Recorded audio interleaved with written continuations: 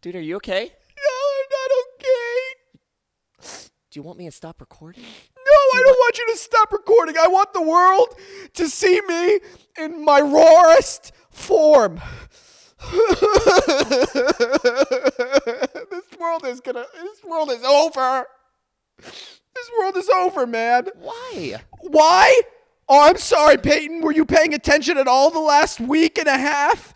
Well, or were you too busy playing Call of Duty? Oh, dude. Okay, well, it's been a rough week, but you saw the news today, right?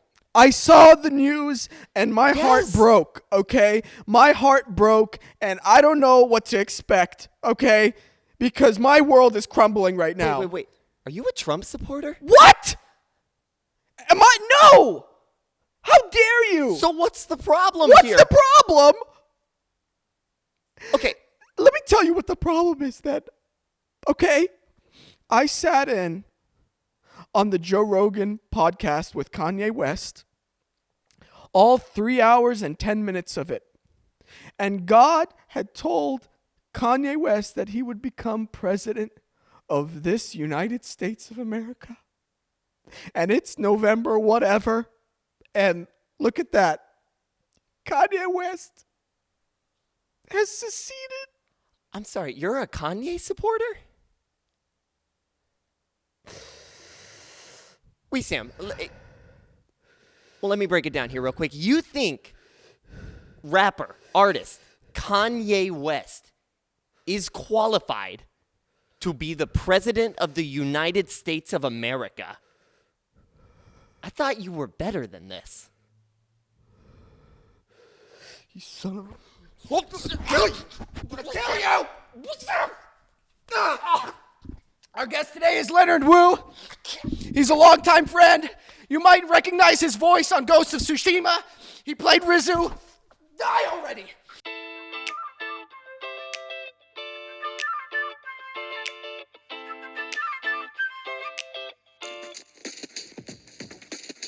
Leonard Wu, good sir. Thanks for coming on the show. Thanks for having me. It's good to see you. I see you got the black beanie memo. I appreciate that. I was like, a couple days ago, I was like, I gotta dress nicely for Wesam shows, and I'm like, you know what? Today is the election just happened and everything, so I was like, I want to dress like a hobo. I don't even care. Oh, dude, you look great. You look stylish. You look like street style. You know what I mean? This is me waking up and barely waking up, like no sleep, and just kind of rolling out of bed and being like, You nailed it. You nailed it. I've been on a beanie craze since the last time I saw you in 2016. I know. I love the feeling on something on my head. I'm obsessed. Yeah. Is your hair long right now? No, I just got a haircut. Okay. It was longer though. Yeah, my hair generally tends to run long, so I'm all about the hats and beanies. Yeah. And since it's gotten colder, beanies. I know. It's comforting. It's very comforting. Yeah. I wear it in yoga. Are you still staying fit and stuff? No. Since becoming a dad, it's just.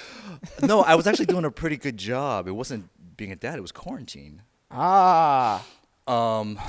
Life changed. There's no, as far as I know, legally, gyms aren't supposed to be open. So I haven't gone to a gym since quarantine, which was March. So Yeah. Yeah. You still look good. Underneath is falling apart, but Well, Peyton knows I've gotten prison thick being in quarantine. I really have. I've gained. I hovered around like 150 before quarantine. I'm almost at 175. you know, I think it's important for all of us right now to be able to forgive ourselves. I think it's so important. Yeah. Because I was like making all these gains when quarantine hit. I was going to the gym. I was feeling really good. You know, I tend to have to do it for the roles I go in for. And I just became a full-time dad. And like, that's my life. My wife is still working full-time. She's at home. I have to take my daughter out and keep her busy, keep her entertained. She's 2 years old. And that's my job now. That's my life. And I love it. But it's been a massive adjustment. And not having a gym, not all that stuff, it's kind of like, well, we have to be patient with ourselves and be forgiving. So if you're prison thick, it's okay. Yeah. You know, don't judge yourself. I'm strong. Don't get me wrong. I'm Great. strong. My thighs are crazy right now. I can no.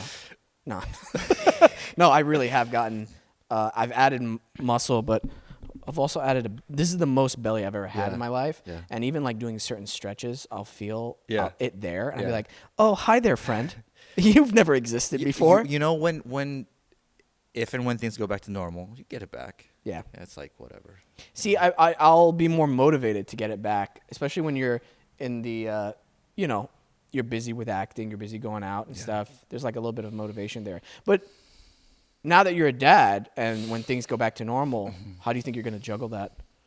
Your wife, takes on some of the responsibility, I'm assuming, or? Well, if things go back to normal, then daycares will be open again. Oh yeah. Sorry, I don't have a kid. Honestly. No. These are things I wouldn't. No, I wouldn't think about these things either. But it was the daycares all shut down. We had her in daycare, and they haven't reopened for obvious reasons. And so, literally, it's just been. I don't think in modern history there has been a situation where parents had nobody to rely on but themselves. Like for the longest time, we're now thinking about the idea of nannies, of whichever safe daycares are open. But for the longest time, it was just us three. Yeah. And that was a culture shock the first month or two of quarantine. And now I'm relatively used to it. And it's been a blessing. It's exhausting, but it's been awesome to be able to really just stop, not focus on myself and the acting and stuff, and just really, my daughter doesn't care about that. She wants to be entertained now. Yeah. She's like, what are we doing now? I don't care about your existential crisis, Dad. And it really puts things in perspective. Yeah. So I'm sure you're a good dad, man. I hope so. We'll see. you are. We'll see how much therapy she has to do down the line.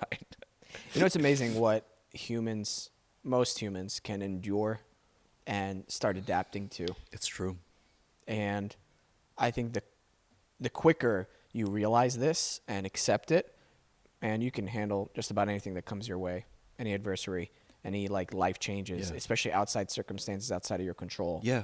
I picked up a lot of hobbies in the beginning of quarantine, which they all like fled away. And I don't have a kid to look after, but my parents, let's see, when was the last time we talked?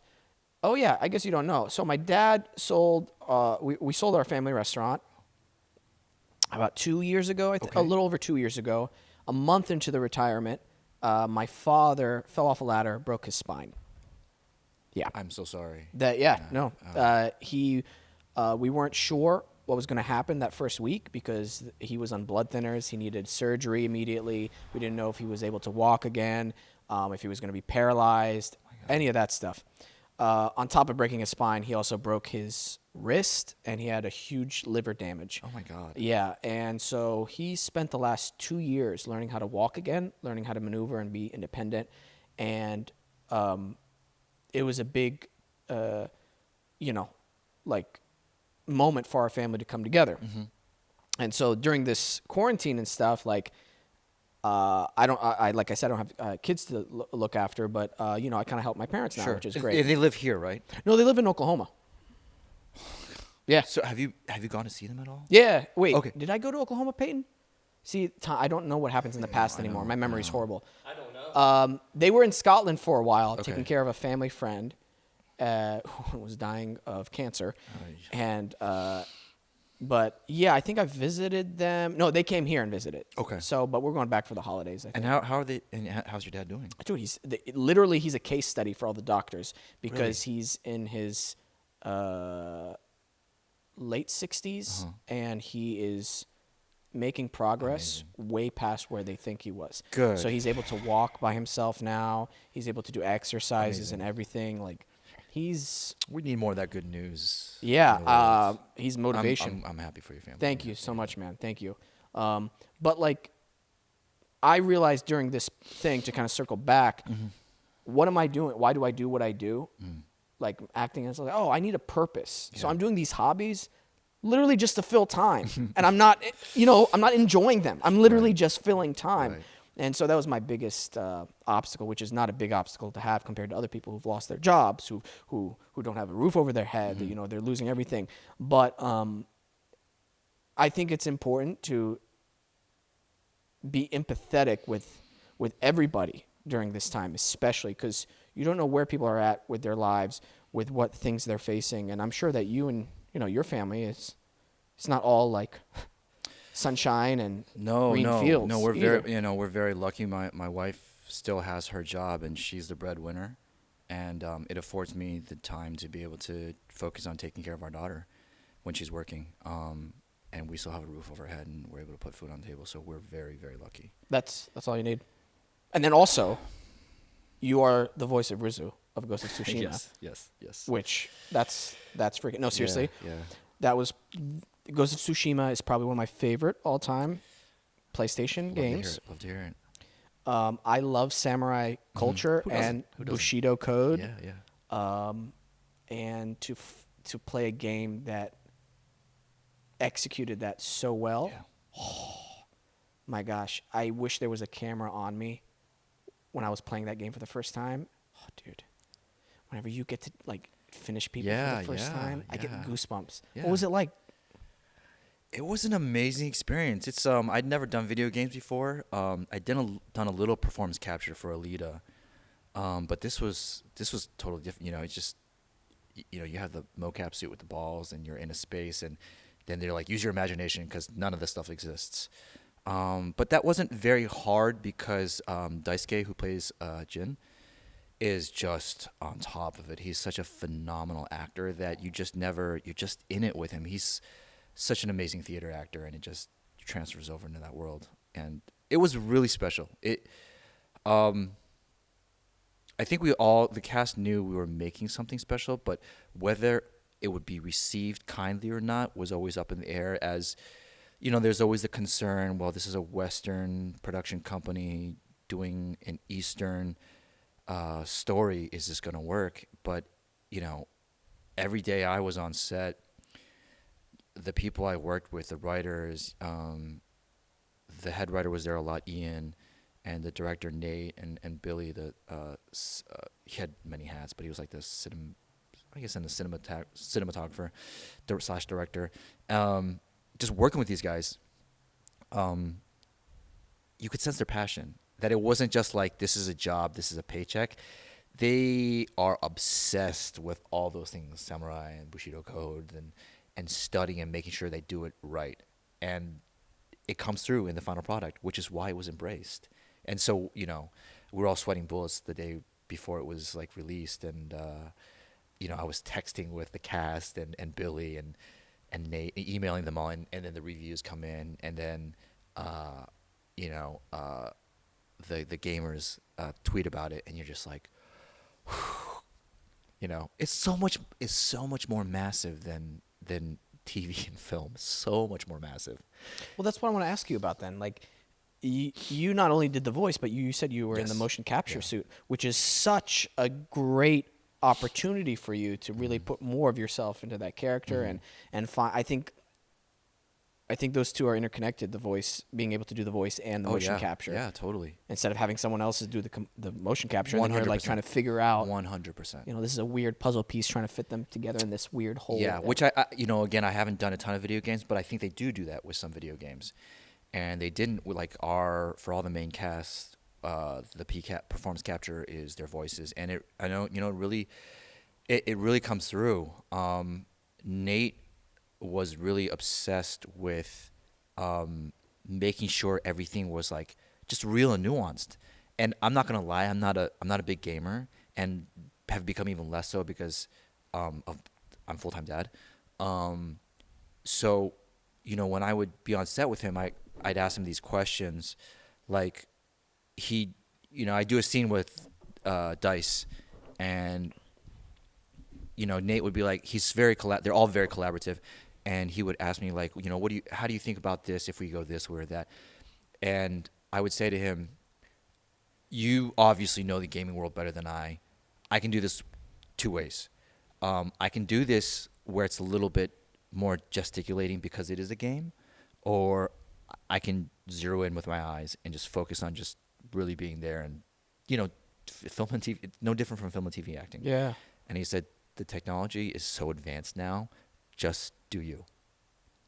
don't worry about acting. Just it's really quiet. The scenes when Ryozo's not fighting, when he's just with Jin, it's very. I'm like, we're talking barely above a whisper for a lot of it before hell breaks loose, and so it was so rewarding to be able to do, just really sink my teeth into this character that's so tragic and so flawed, and hopefully yet audiences are able to empathize with him to a certain degree. Yeah. The relationship that Rizzo has with Jin, mind you, it's been months since I played it again because I'm waiting for the PS5 to come so I can start up, what's it called? Clans. The clan, right? Is that what it's called, Peyton? Clans? Yeah, I think so. Ghost of Tsushima Clans. Yeah. I'm going to play it on the PS5. Okay, yeah. The relationship between Rizzo and Jin is so truthful. There's never a point in there where I go, oh, that's not believable, or I can't relate to that. Yeah. And that's so amazing to me. And it proves my theory. When actors are really focused in completely on the role and they're truthful to what they're saying and they're listening to their scene partners, no matter what medium it is, it will translate and connect. It's something that goes beyond the material. Yes. It's something magical. Yes, 100%. And I've had an not to say it's not, but I've had an amazing film and TV career. I've been very lucky to work on very special things, but to be part of something that's so epic in scope, in terms of like, there's the amount of action and destruction. It's huge on that scale, but the human moments, I've never done anything like that, where it's, it's so clear how much Ryozo loves Jin as a brother, and the things he has to do because they're not of the same class, because he has to watch after his men, is such a like that's the stuff that I don't get those opportunities very often. Yeah. The struggle where everybody thinks they're doing the right thing in their own way. Yeah. And that's what I love about things that make you discuss it after you're done playing. That make you think about things after you're done watching them. What would you have done in that situation? Right. What would have been the better route? What would have been this? Those are the kind of projects that I love because you enjoyed it in the moment and then you think about it afterwards. And hopefully the goal is that you become just a little better person after watching or playing something like that. I haven't been much of a gamer, but to see how people invest in them clearly, and the way it's resonated with people, like still to this day, the fans reaching out and just saying how much it affected them. I was just like, so it's so overwhelming. The cast is so grateful for it. I'm glad it resonates, not just as like, oh, this was fun and I'm done, but that it really was like, I mean, people are in tears. Yeah, there's one part. I'm not going to spoil it. Because I don't know where Peyton is. I don't want to give anything away. No, Peyton is. Yeah, we'll ruin the game. Yeah. But there's a lot of sad moments, period, in the game. It's a very complex game. I have to be completely honest with you because I can't lie to you. There's a moment in the game where I was really upset that it had to go that way, and I was just like, no, this is not the game I invested in. Why is this happening? Not to say that I now hate the game or anything, but it's just you get so invested and you love the characters. Right. And you hate when you think they've made a bad choice at something. Sure. I know we're being super vague. Yeah. I know people want us to talk about the details. Hey, speaking of people wanting us to talk about the details, Peyton, who are those names again? It was Jack, Eli, Will, and Nathan.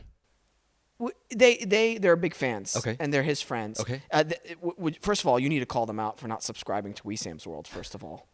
I think that's only fair. Guys, you have to subscribe. Yeah, that's only fair. Rizzo told you to, so there you go. And now they will. But that's why I'm trying to keep it super vague, the things, because I don't want to give anything away, because there's these critical plot points where characters truly change. Sure. And I think especially in Western storytelling, we're so geared towards like this kind of linear story where it's like the hero wins, right? And we need that like that monomyth of the hero, going through the journey. But it can become rote when Hollywood does its magic on on the writing, the process. They can kind of squeeze all the magic out of it. But then something like Game of Thrones comes around. Why do people love Game of Thrones? Because the person that you, among many things, just like Ghost of Tsushima, you love the scope, you love the epic feel of it, you love the battles, but it's all those tiny little dramatic moments where the person you freaking hated and you wanted them to die, 2 episodes later, you're like, oh, I think I love this character. Oh, I don't want that character to die anymore. That's great storytelling, and that's human nature. Yeah, that is. You said something else. There's minor moments that really trigger stuff for me, where you see a character's core belief or see the way they look at the world, and you're like, oh, this guy's actually a pretty good guy. And since you brought up Game of Thrones, did you guys watch it? Yeah. Oh yeah. Okay. There's a scene where him and the tiny chick, what's her name? Arya. Arya. Oh, yeah. They They come into this bar, and there are bad guys in there. And then they see the bad guys kind of harassing the daughter of the bar owner. And they kind of keep quiet, go to one end of the bar. And then the guy goes up to him, keeps talking to him. And then finally, you could see it in the hound's eyes that he's like, I'm going to kill everybody in here. And he says that whole speech about, I'm going to eat your chicken and every damn chicken in this place.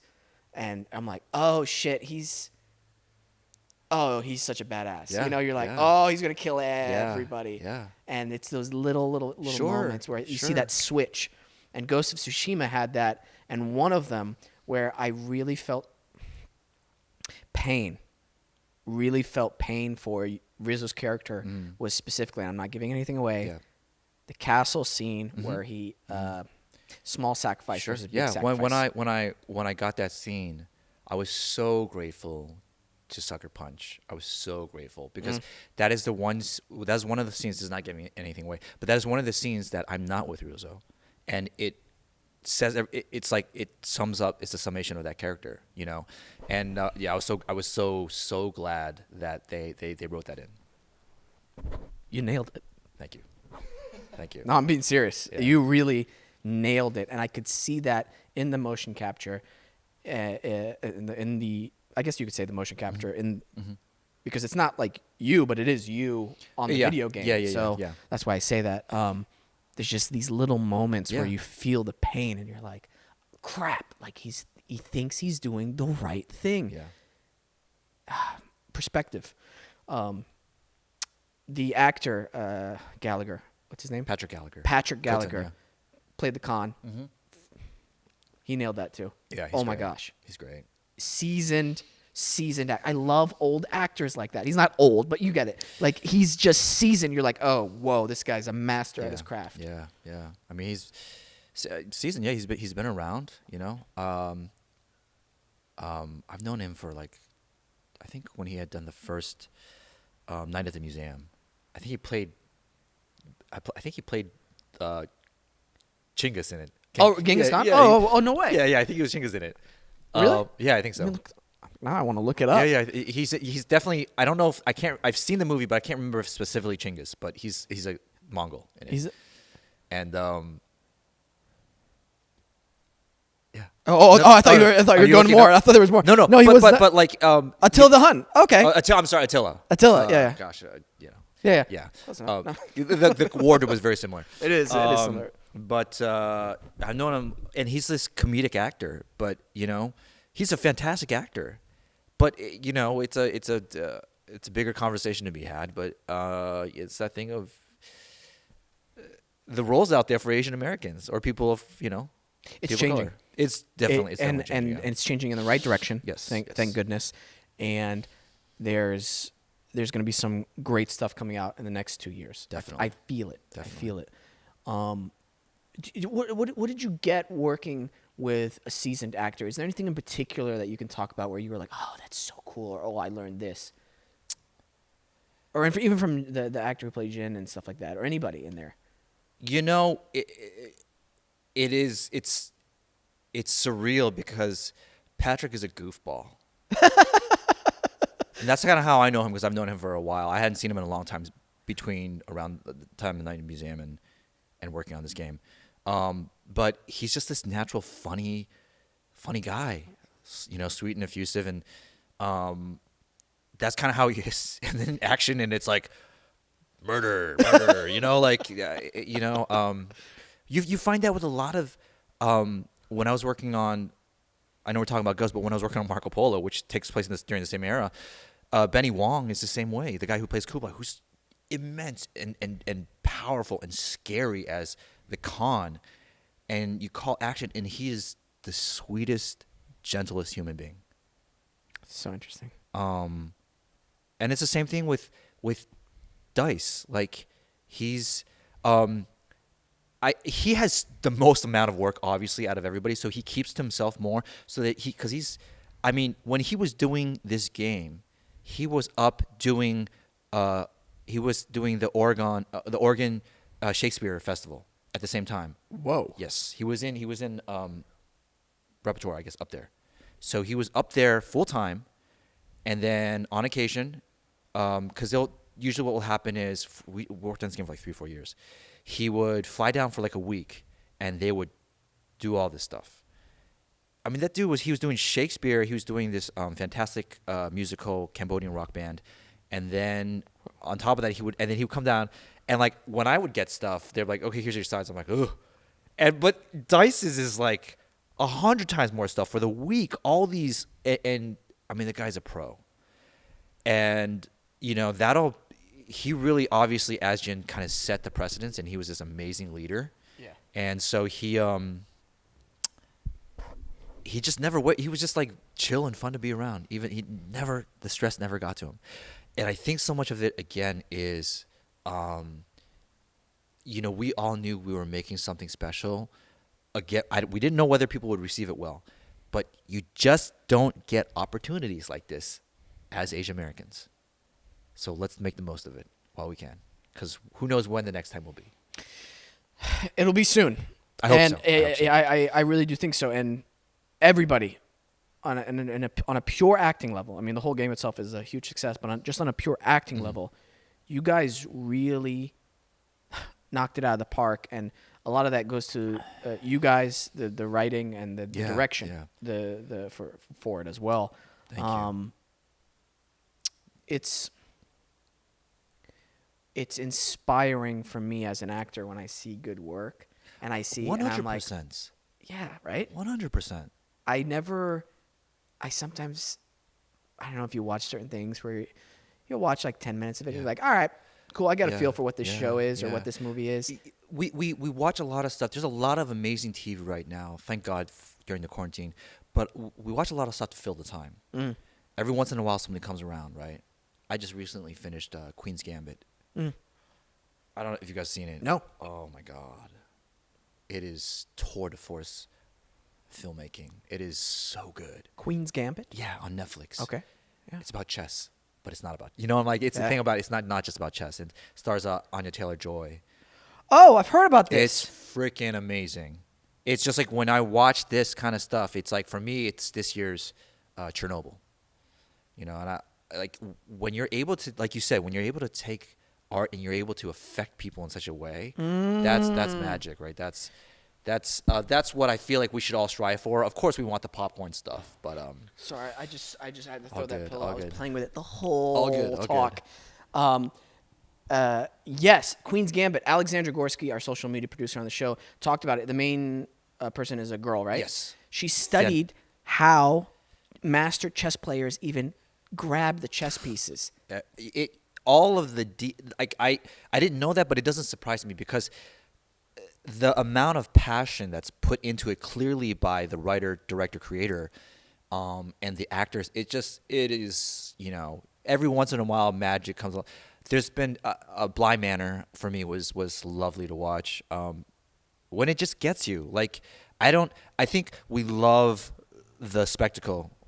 I'm guilty of it too. The loud explosions, the fighting the superhuman who's trying to conquer Earth or whatever. John Wick, who doesn't like John Wick? Yeah, that kind of stuff. Yeah. But I love eating all that stuff up. But it is the stuff like Chernobyl, Queen's Gambit, Bly Manor. It's like that's all the quiet stuff. I'm like, that's what I love as an actor, as an artist. That's what I glom onto. Yeah. I think it goes back to how much work, how much are you investing into your project, into your character, into your role. And again, if you're truthful, if you're listening, if you're present, Yeah. it always goes through. Yeah. She even found a unique way of grabbing the Yes, chess pieces yeah. that was unique to her, Yeah. what she thought the character Yeah. would be like. But that little detail of like, oh, how do they grab the chess pieces? Yeah. Like, I don't even know. I didn't even know that there's a I way know, right? to do that. Those little things, they come through. The DNA of it all matters in the summation of the product you're creating. And I think a lot of times in Hollywood, due to time constraints or pure laziness, they skirt those things, and those things start to add up, and they affect your final product. Yeah. So yeah, and Ghost is a perfect example of how to avoid that. I think, going back to the quiet moments of say with Dice and me, it's like we're wearing these ridiculous mocap suits, but I don't think for 1 second ever was I like we just never, like you said, it's like when you connect, right? And it was just like when things got quiet and they called action, I didn't know where the cameras were, and a lot of times I'm noticing. Well, a big thing that helps, right, as you know, is like when you're on a set, you got like 50,000 people behind you, right? When you're in this space where everything's fake, you don't need a huge crew. So there's like, it's Nate and Billy, and that's it. And no one, and I don't know where they are. They're standing watching some screen, and it's just Dice and me. Just for our listeners and the people watching on YouTube, usually whenever you're on TV set, you've got camera 1, camera 2, sometimes 3 cameras. All the lights behind, the people, Yeah. the gaffers, camera crew, the grips. gaffers, everybody. You're talking about hundreds of people behind the camera. I know you've had to do this. Oh, yeah. You're acting to the side of the camera, which is now a flap or like a tape marker, Yep. and you have to give these lines to that thing while the person is saying the lines behind them. Yep. Now, what you're describing, what you did for motion capture, what you're saying, you're like kind of in a warehouse, if I'm not mistaken. It's a warehouse, yeah. Yeah. Yeah. And it's just like mostly empty. It's empty. Just me and just acting. It's like theater. It's like doing theater. A little jealous right now. Little jealous. I'm not gonna lie. Like, I didn't think that the irony of it is I didn't think that I would find doing a video game would be the way that I would experience that Yeah. theater feeling again. That's cool, man. So I've kind of facetiously been saying I'm okay if my career goes to die in video games. It won't. Yeah. No, you're way too talented for that, man. Hey, Wesam, you look very well fed and less stressed, may I say. You want to know why, Peyton? Why's that? Well, I'm using America's #1 meal kit, baby. HelloFresh. Seriously, they sent us a basket last week, and oh my goodness, it's changed my life. Let me break it down for you. First of all, no contact delivery. I don't get coronavirus. What? No coronavirus. when I get this. Dang. Yes. When I open the box, easy to follow instructions. I like it. Straightforward. You know what I mean? They cut out also the stress of meal planning for me, which I hate doing that, okay? And I don't like going to the grocery store. I don't. Okay, I know I live in a first world country. I don't like going to the grocery store. Too many people there. Coronavirus might be there. I'm just saying, okay? And to top it all off, I was able to make the whole meal in less than 30 minutes. Wow. You want to know how I actually timed myself? You did? Yeah, Was it 30 minutes? 19 minutes for those beef tacos. Ooh. Wait. Those beef tacos were from HelloFresh? Yeah. And if you check out our What? TikTok video we made of it, oh my goodness, they were actually so good. They were so good. And the ending of it where I'm like, oh my God, they're really good. That was not planned. And I was like, hey, I just became a customer. This is one of my favorite parts about it too. You save 40% with HelloFresh versus going to the grocery store. And also, if you have a big family, that's great because the more you buy, the more you save. Their ingredients are fresh, high quality, and pre-portioned. Over 90% of ingredients are sourced directly from growers to ensure peak flavor and ripeness. So you're not getting like moldy strawberries or old potatoes. It's all fresh. I've never seen potatoes that fresh before in my life, by the way. Wow. Never. And I'm not exaggerating. This is not in the copy. I've never seen potatoes that's like I took the potato and I'm like, I can smell it from here. It's a potato. I'm like, this is good. This is real food. You have more than 20 chef-crafted, delicious options every single week. There's something everyone will enjoy, including 20-minute meals, low-calorie, vegetarian, family-friendly recipes, and more. I'm so excited about this. I'm messing up the words. It's sustainable.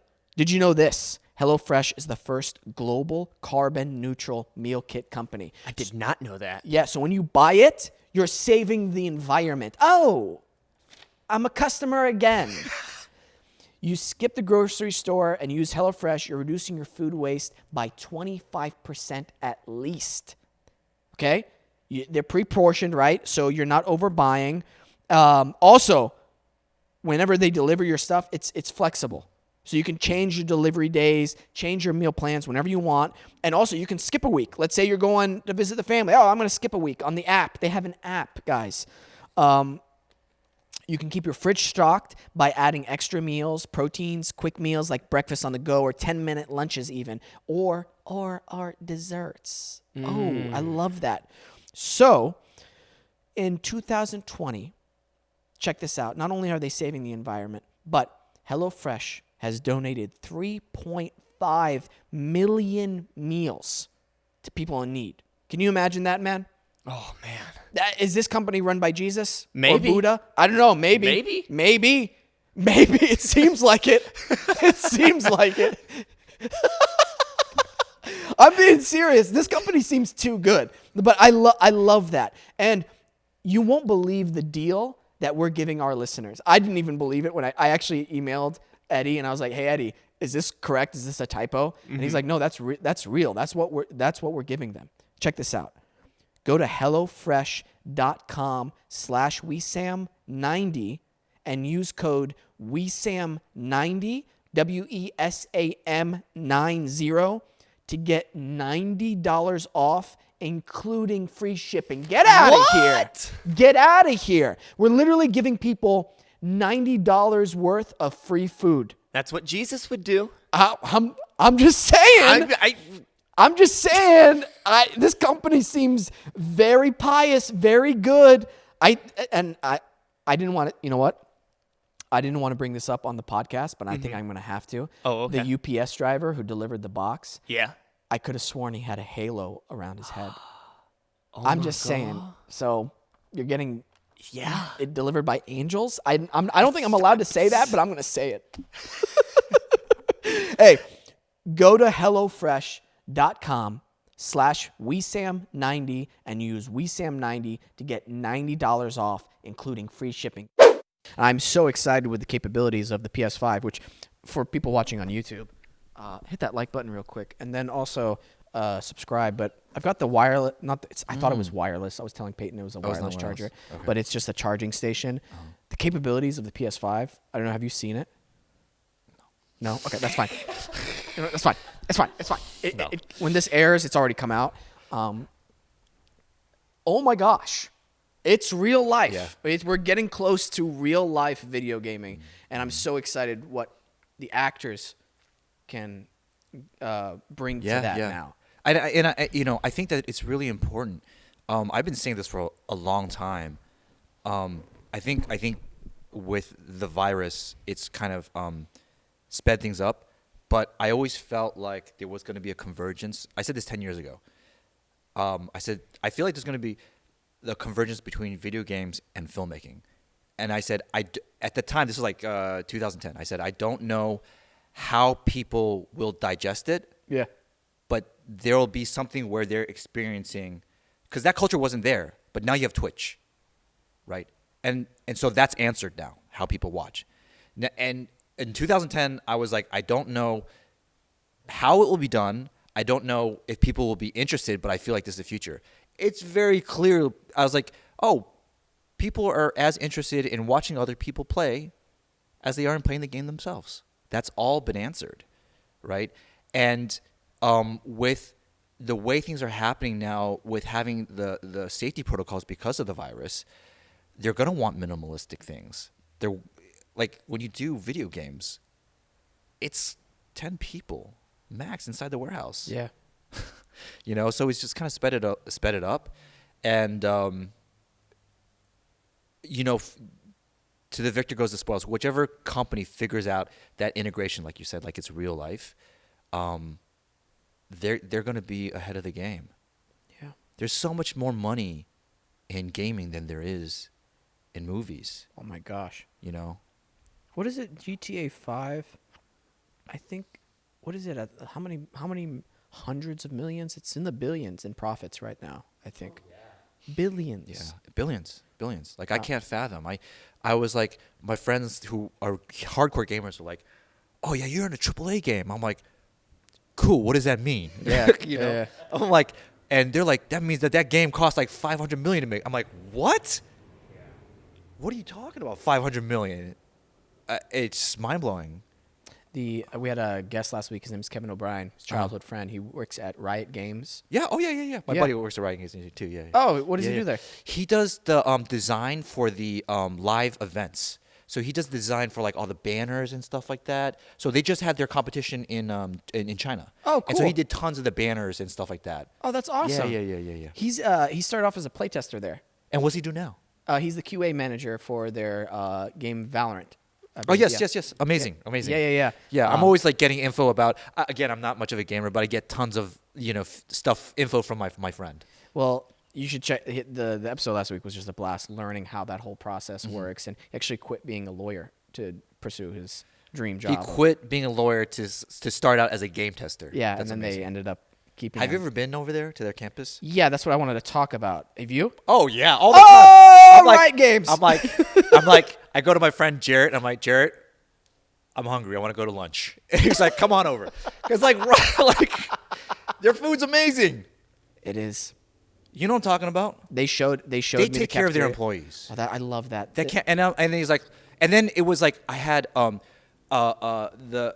the Marco Polo, the creator, his son came out, Gio. He came out and he wanted to check out Riot. So we told my friend Jarrett, and it was like we had lunch there. Then it was like arcade, then VR. It's like he showed us just everything. Oh, that's what he talked about. I was astounded that they had a crushed ice machine, and I'm big on crushed ice. That's what astounded you? Yes. Wow. I love crushed I was like- ice. I totally forgot about it though when he brought it up. I'm like, really? Did I do that? And then he said crushed ice, and I was like, I do love crushed ice. I love so crushed ice too. believe That's it. fair. But I mean, just the whole the entire thing. Yeah. I would 2 years ago. It was like he'd be like, "We're doing, because it's open 24 hours. Like we're doing like training sessions, at the basketball court. You want to come?" I'm like, "Yeah." Like, it's amazing. Maybe you should invite me next time. Just saying. Oh, that was another era. No, I don't know. No, that's I don't know fine. what happens Whatever, now. man. Whatever. Leonard. I'll be sure to let you know next time they have a workout at Riot Games. Okay, we'll see. Your friend should be inviting you. Yeah, he should actually. Yeah. Yeah, it was a great campus. They take care of their employees Yeah, they do. like crazy. Yeah.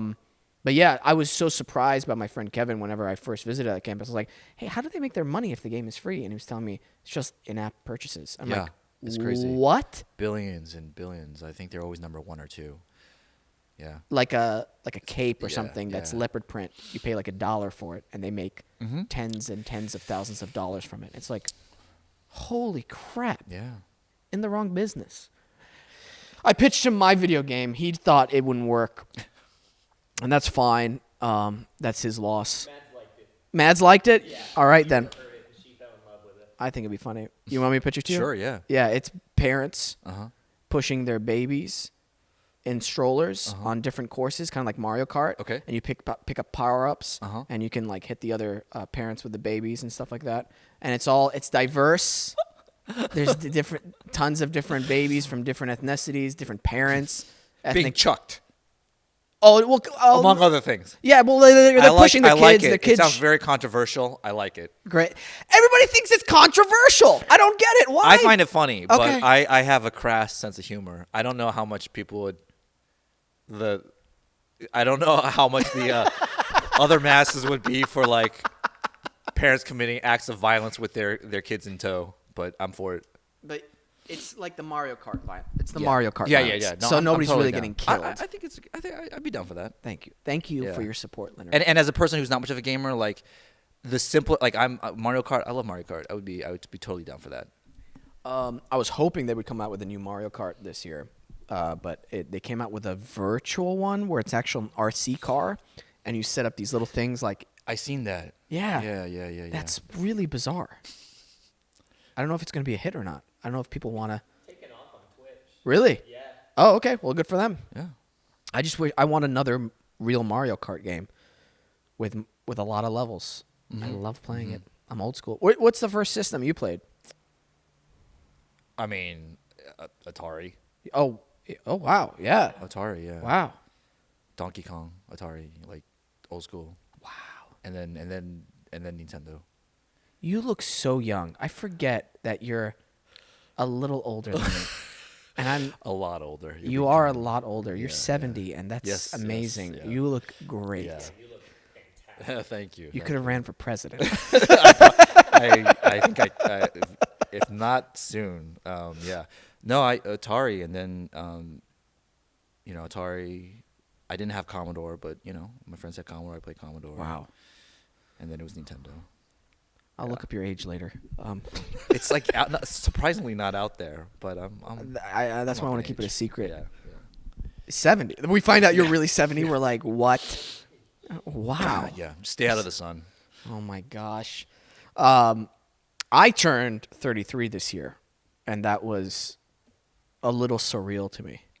Yeah. Yeah, because I believe in reincarnation too, Mm-hmm. and only through like human form Mm-hmm. for the time being.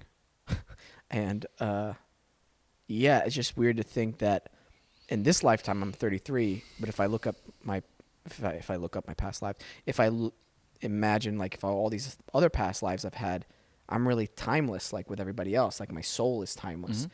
And that concept of trying to think about time in that sort of way always, I don't know, I always reach this like brick wall in my mind because I can't exceed any I further. get it. That's a very that's expansive. I sound high right now, and I understand, know that. I understand what you're saying. I mean, I grew up. My parents are devout Buddhists, so it's not like. Oh, okay, I'm okay, not like, cool. Yeah. It's I don't practice, but it's not like I'm like what the. Yeah. No, I understand what you're saying. Yeah, the perspective of time. I mean, Yeah. you just tweeted that funny tweet about time. You were saying the last 4 days have felt like an eternity. Has felt like an eternity. Yeah. Man, all I can say is this. I really hope we come together as a country and people change for the better and we make things right that haven't been right for a long time. I agree. I mean, who doesn't want things like for things to be like that? Yeah, I agree. I think, I mean, it's a lot to unpack. But when you look at, I don't want to sound controversial, but this is how I feel. The fact that 70 million people voted for the, I guess, potentially former president this time around, it's too easy and too reductive to say these people are all vile racists. I think it's far more complicated than that. And I think the reality is that there was an article that came out about how, like, the exit polling for Florida and what the concerns were. And I think one of the things they said was that racism wasn't a concern for them. And I'm not saying that's right, but I understand if you're worried about other things and you have, quote unquote, the convenience not to think about those things, then racism is not going to be. It's clearly an issue for me, clearly an issue for you, right? And I think it should be an issue for everybody. But for the swath of for Midwest, if you're living in a homogenous society, that's not going to be the first thing you think about, and I can't fault them for that. So the question is how do we deal with their concerns so that when we have another demagogue come along, that he doesn't bait them into going into what I think is the easiest route, which is, humans by nature, we, in order to evolve and in order to survive, tribalism to a degree is necessary, right? You have to do what you have to do to protect your own. Now, You have leaders who come along who exploit that DNA in us, right? Let's get these people stoked up. Let's make them fear the other. Let's make them fear. You can avoid that if we have have those conversations. We talk to them about the things that they do need. Yeah.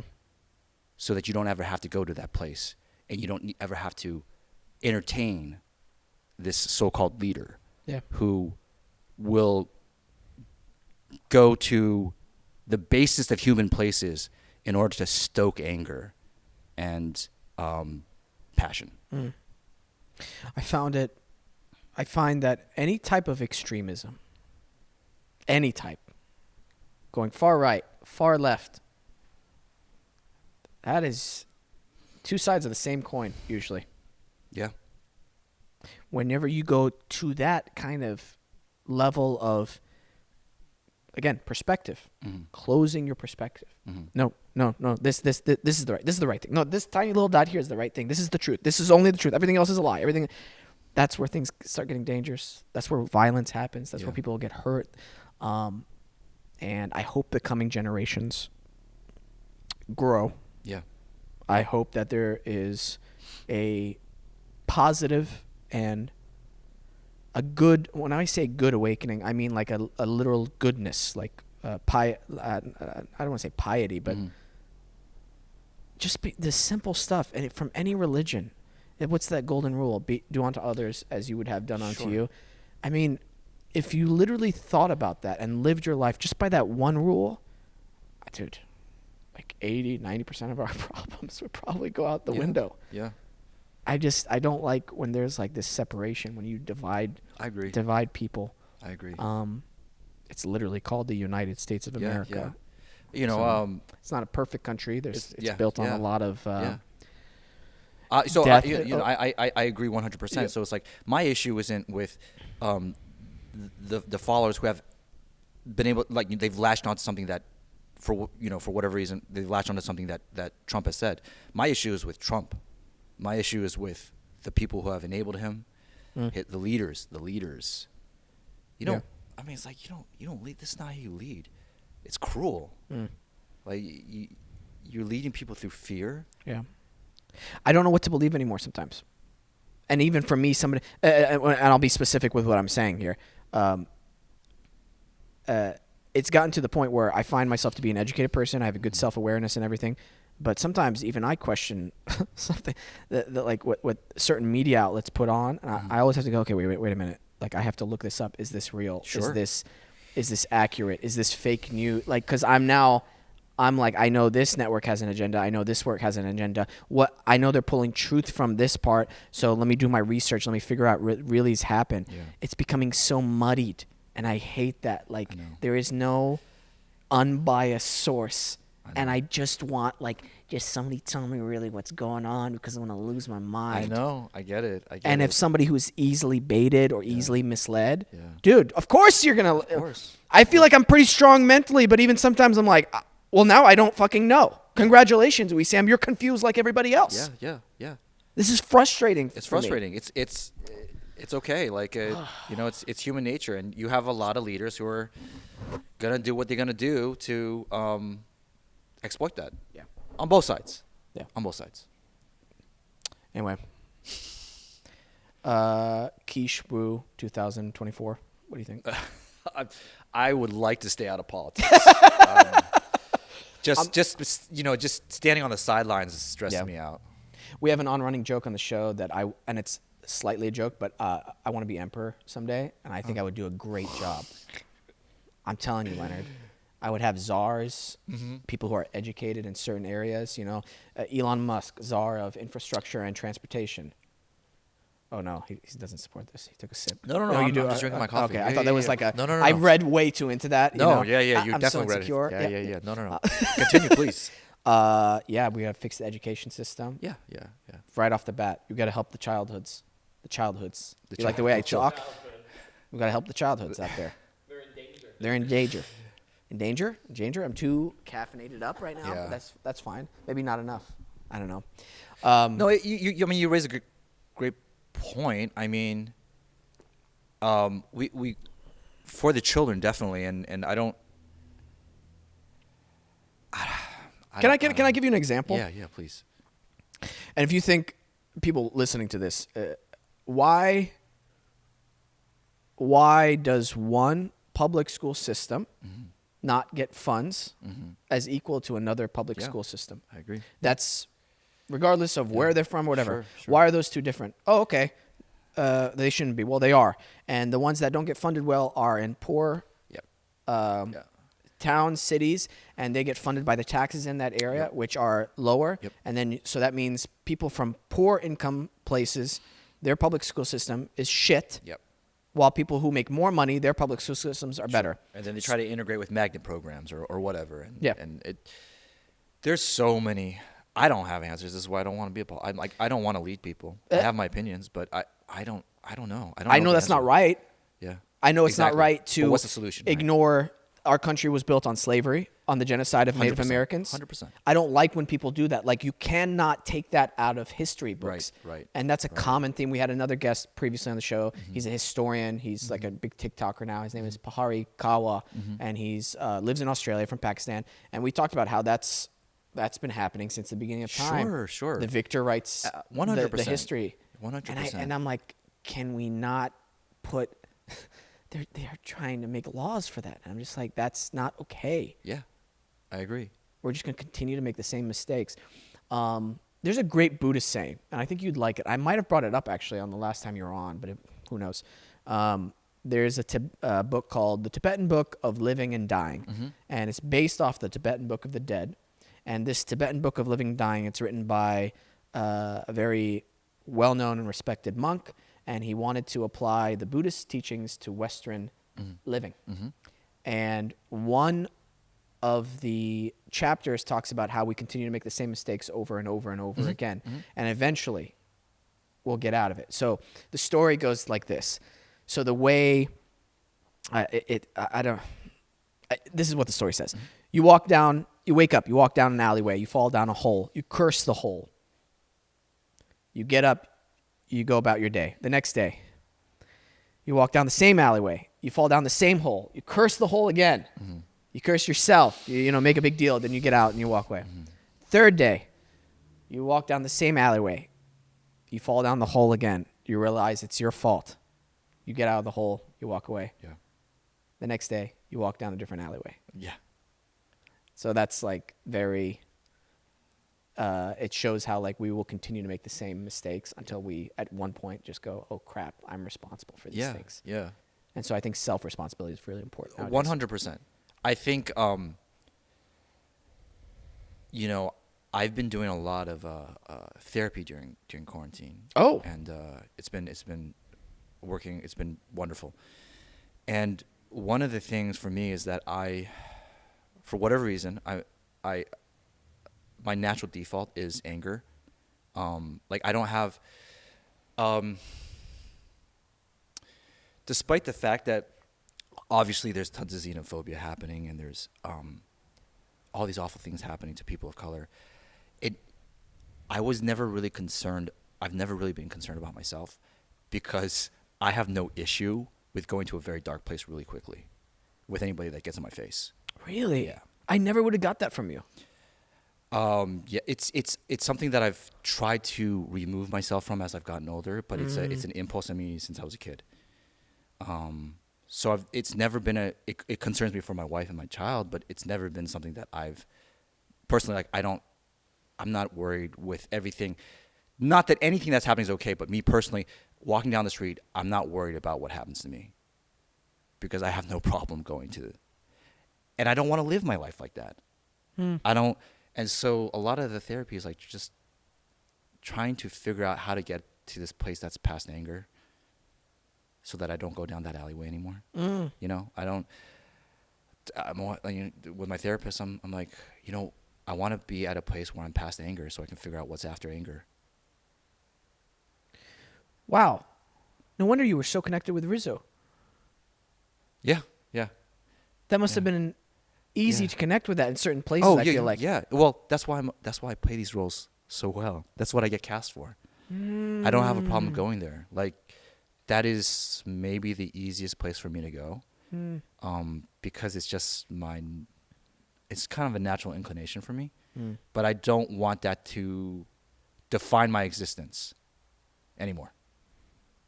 Not to say that I can't take care of myself, but I don't want to operate from, again, a place of fear. Because the anger is a part of fear, right? Right. I don't want to be there anymore. Yeah. That's absolutely true. You know. Wow, man. This is an incredible journey you're on then. A self journey. Yeah. It's been very enlightening. I'm by no means a perfect human. I don't have all the answers, but it's been really good for me. It's been good for my my acting, or lack of acting. It's been the neuroses of acting or whatever, like being able to let it all go. Yeah. Let all that anger go. Have you heard of No Face before? No. It's something Jocko Willink talks about. Okay. It's a great book, Discipline Equals Freedom, and Extreme Ownership. And he wrote these books. And in his podcast, he talks about no face and practicing not being reactionary, having like an emotional reaction to things. Right. And a great place to practice that is when you drive. 100%. 100%. So like his no face game that he plays is if something happens, like somebody cuts him off, just very neutral face, be like, okay. It's so funny that you bring that up because that is literally, I think, where I started. During, like, I was like, I don't want to, because, oh my God, I am an angry driver. Yeah. Yeah, you ask my wife. I've gotten better over the years, but I was just like, let's let it go. Like, okay, say, Leonard, you do go down that alleyway of cursing the person, and then they roll down their window, they curse you back, and then you guys stop cars, and you open doors, and, like, where does this go? Where does this end? Yeah. It's not going to be pretty. And that person didn't need to affect your life at all. It was 1 second of your 24-hour day. You really want to just keep going down your own path. It's very similar to what my brothers and my parents and other friends have told me when I drive as well. And I get more annoyed when my brother William talks to me about it because I think he's too relaxed in life. Okay, William? Okay, I can't just smoke weed all day and be relaxed, okay?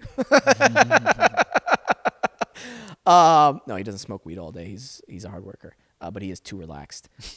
We joke about how his blood pressure is probably like at 2, like a solid 2, and that's why he's so relaxed all the time. But yeah, they tell me that the same thing.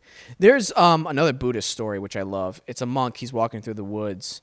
And I feel like we need like these beards right now, like we're all these two wise men. This wisdom. I'm, and just for you guys out there, like this is me. This is my experience. This is what I'm talking about. Like, you can watch this and be like, Leonard's fucking stupid, and I wouldn't blame you. No, I feel like you're forcing your beliefs on everybody listening right now. I'm just letting you know that. Controversial. No. Yeah, this monk is walking through the woods, and this guy comes up, super big guy, starts yelling at him, cursing at him, saying the worst possible things you could say to this monk. And the monk just stands there, no face, smiles, everything. And the guy gets angry, starts saying more things. Right. He pushes him. The monk just smiles. Eventually, the guy gets so frustrated that he's not getting any reaction out of him. He just walks away. Yeah. This other guy sees the whole thing. He comes up to him. He's like, "Are you okay? Like, what's going on? Like, why didn't you even react to him?" And the monk says, "If someone offers you a present and you don't accept, who does that present belong to?" 100%. 100%. Whoa! That is such high level, high frequency thinking. It is. And it's like, I talked with my therapist about something similar to that. Oh. And and she said to me, rarely can you convince somebody of your position by what you do. All you can control really is how you react and whether that reaction allows you to sleep at night. Oh, I like that last part. Right. So much of this for me is like, can I sleep with myself at night? Am I okay with how I've behaved during the day? I like that. So similar. Very similar. I like that part that can you go to bed, That's a big part of it for me. with a clear conscience with that's what been you've done. a big part of it for me because I do carry a lot of, Like I said, I do, and I have no problem being nasty if I have to. I don't want to go there. Yeah. Dude, you're so. I don't know that Leonard. I've never seen that Leonard, A and lot I of hope I people never haven't. do, because I like this Leonard better. Thank you. This Thank you. chill I like- yeah, Leonard, yeah. who's wearing Vibrams, who looks fit, who seems like a great dad, a great actor who plays Rizzo, and I can't wait to see more stuff you have to do in the future, man. I know you have to go soon, so have we hit the mark? Yeah, we're good on the mark. I don't want to make you too late for your No, next we're good. appointment. Yeah, we got like yeah. Right? We're good. We'll do a few more minutes. Sure, yeah, then. sure, yeah. Yeah. Yep, yeah. Few more. No, let's kill it. No, I'm kidding. Do you guys edit this? Nothing. Okay, cool. Yeah, nothing. Nothing, dude. Oh, you're killing. I'm like, okay. No, I'm kidding. No, we don't edit Okay, cool. anything. Which I love. Yeah. It's all real. I don't even. Some of the stuff I said. This is gonna be very interesting because these are thoughts I've had for a long time, Oh. and I share them with my friends privately. I've never said it publicly. Oh. A lot of this stuff. So whether I come across as eloquent or a jackass, we're about to find out on Thursday, I guess. Well, I think from my perspective and from the majority of people's perspectives, nothing you said was controversial. Everything came from a good intended and a good place, and everything you said was positive and just creates more positivity and wishes people good lives in the future. Thanks, so Wesam. I'll pay you later for that one. yeah, of course. Yeah. But of course you will have those few people Yeah. who might disagree, Yeah. and that's fine. I'm okay with I'm okay with that. I just Yeah. I think like going back to everything that's happening with the election, I think bottom line is like it's just there's far more nuance to everything. I mean, look, Trump is a cudgel. He I don't know. He's just from another planet. Like I don't understand that guy. But the 70 million other people, I'm like, this is far more nuanced. Yes, there's the Proud Boys and there's KKK and neo-Nazis. That's not 70 million people. This is like far more complex a conversation than they're all in the same basket. Yeah. That's all. I will say this. I have family friends, big Trump supporters. Well, you're from Oklahoma. Yeah. I'm like, And, not to generalize, but No, and there's a diverse group of people in Yeah, Oklahoma. yeah. And let's just be real here. The Democratic Party is not perfect either. That's And- that's another conversation where I'm like if they don't address a lot of things, we'll get 4 more years of what we had now. Like they have a lot of things that they have to deal with. A lot of them are sounding like dinosaurs right now. That's, pick your poison kind of thing. Yeah. It's been that way since the beginning. Yeah. Since I've known, Yeah. been in the U.S., that's what it's felt like. Since I've been more, aware of like politics, that's what it's felt like. And cool, we got Biden in office. Awesome. Yeah. Let's see what happens. Yeah. We're here. We got a lot of work to do. Oh yeah. It's not like I've been like I know on Twitter I'm like I might sound super excited, and I am excited at the prospect of less madness. Now whether we can head in the right direction, that's another story. Yeah. Right now it's just less madness. yeah. Doesn't mean our problems are all solved. It's far from it. Yeah. I think the established the establishment is afraid of people that are, I don't know, too far left. And I'm like, I don't know. I think you should listen to them. I think you should be listening to Andrew Yang. I think you should be listening to AOC.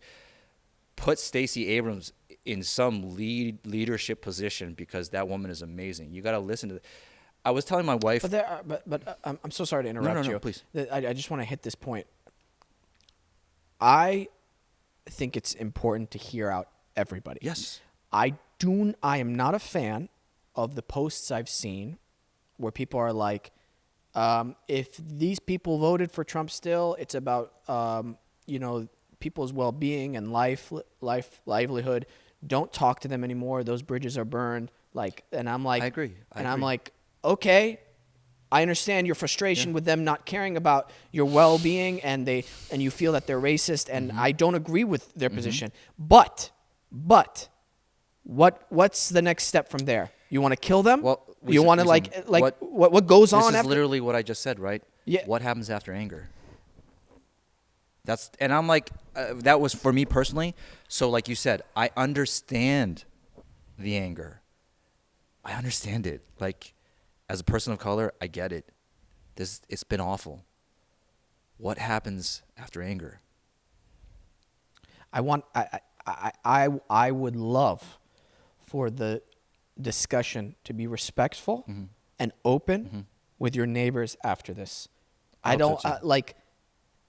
When was the last time you actually sat with someone who differed from you on like a lot of things, and both of you were like, "Hey, let's talk about this. I'm curious to see things more from your perspective and from my perspective. Is there any common ground? We won't fix this today, but let's always keep the diplomatic lines open. Sure. Because otherwise, when you cut those off or you want to burn those bridges, I don't know what the next step is other than violence. Sure, I agree.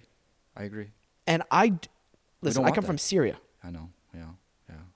If you're like violence is the key, is the answer, you don't even realize what you're saying.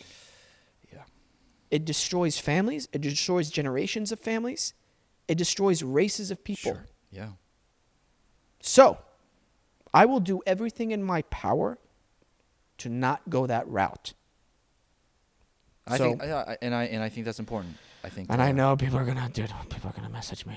I can't wait for those messages. Well, I agree with you. Thank you. Like that's what I was getting at. It's like it's far more complicated than. And I get the anger. There was somebody who, one of my friends who posted on Instagram.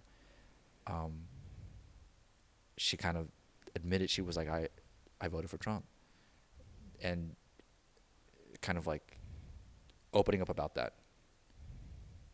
And she's here in LA, and I just messaged her. I said, if you want to talk, I'm here. You've been kind to me. You've been nothing but kind to me. You want to talk? I'm here. Yeah, and I feel like I'm getting emotional. I don't like when those bridges are cut. I really don't. I like the idea of connecting with people, understanding people, really understanding people, seeing where people come from. And I don't like, well, that side did this. Well, this side's doing this. Well, this side, cool. You want to keep doing that? When does it end? Are we teenagers here? Yeah. You know, come on. Let's grow from this. Sure. Man, there's so many things I don't agree with liberals. There's so many things I don't agree with Republicans or conservatives, excuse me. I kind of pick and choose certain things from certain groups, and then at times I'm like, oh, but for this situation, I think that's when you need to actually change. So it changes with circumstances too. Yeah. I don't know, man. I'm not smart. I don't know. Maybe I'm completely wrong. No, I don't. Your family has experienced directly the most extreme circumstances of these situations. So I think you're speaking from a place of truth and experience. And I agree. Can I tell you something that scares me? When people are like, we want civil war, when I hear that. And I immediately go to Syria when people were like, we want our freedom, freedom and civil war, when they were saying that there, that this small group of people there, because people really don't know the full story of what's going on in Syria. And I'm like, you have no idea what you're saying when you say that. You live in a comfortable space right now. You want civil war? You will die. And then generations will happen before everything begins to get resolved and begins to become a better place to live in with civil war. Not to mention that we live in another world with other countries. Who knows who might come in during that time when we're weak? Because that could happen, another world war. Yeah. Anyway. God, I'm so smart, Leonard. It's so hard being this smart. I can see that beard growing. Oh my God! You know how many gray hairs I have? Really? Don't zoom in. He's gonna zoom in. He's zooming in. Dude, I'm Silver Fox. Dude, I'm gonna be the next Clooney. Wisdom. Oh, dude, so much wisdom. So much wisdom. Dude, this has been so great. We got to do these a little bit more often. Yeah, not every 4 years. Yeah, you're on the west coast. West You're on side, the west side. But I'm around. Yeah, let's keep in touch Yeah, for because sure. I love these conversations with you. And if you have anything else you want to ever plug, you let me know. And Cool, yeah. maybe sometime in the new year, we're booked out, I believe, until January. But Great. if you and if some of the guys from Ghost of Tsushima want to come on, yeah, we'll do a Ghost of Tsushima episode and Sure. have everybody on, and we'll have good times. And Yeah, I'll reach out to them. yeah, that'll be Sure. fun for people. And yeah, anything else you want to plug or anything like that? No, just, this is literally, they finally announced who our new president is going to be, and I hope everybody stays safe and well, and yeah, I think that's the most important thing in 2020, just stay safe and well. Yeah. Well, you're a good guy, Leonard. Seriously, man. And Thank you. wish you nothing but the best, you and your family. Thank you, likewise. I burped as I was saying that. I apologize. I'm so sorry. I'm My gonna mic I'm gonna smells drink bad. my coffee now. Peyton, would you mind playing us out? Thank you, Adobe Radio. Thank you, Nice Guy Digital. Thank you, Peyton, for all the hard work you do on the show. I'm sorry for choking you earlier, but I was really rooting for Kanye West. Yeah. Thank you, Alexandra Gorski, for all your awesome social media edits of the show. We're kicking butt. We're growing. Thank you to all our new subscribers. We got a bunch of you guys. We appreciate you so much. Thank you to Leonard Wu.